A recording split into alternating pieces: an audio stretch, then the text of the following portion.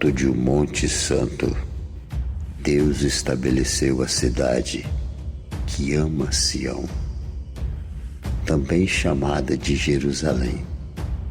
Essa cidade não é apenas mais uma entre muitas do mundo.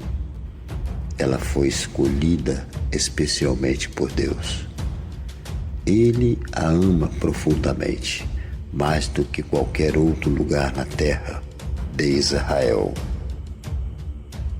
O Senhor conhece todas as grandes nações e povos, como o Egito, chamado aqui de Raabe, Babilônia, Filístia, Tiro e até distante a Etiópia.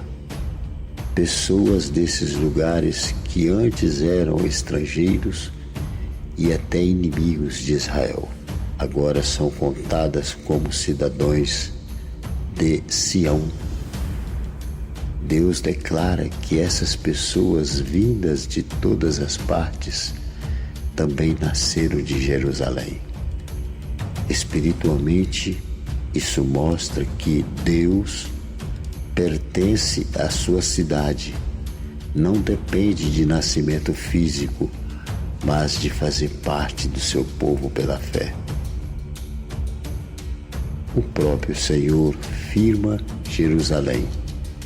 Ela é uma cidade segura, protegida por Deus e será exaltada para sempre.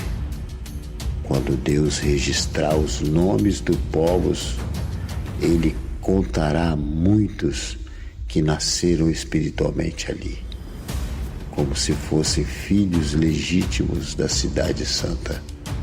Haverá uma celebração como de uma grande festa, onde todos cantarão e dançarão dizendo: em Sião estão todas as nossas fontes de vida. Em outras palavras, toda a nossa esperança, alegria e força vem de Deus, e Ele escolheu que essa bênção se manifeste a partir de Sião.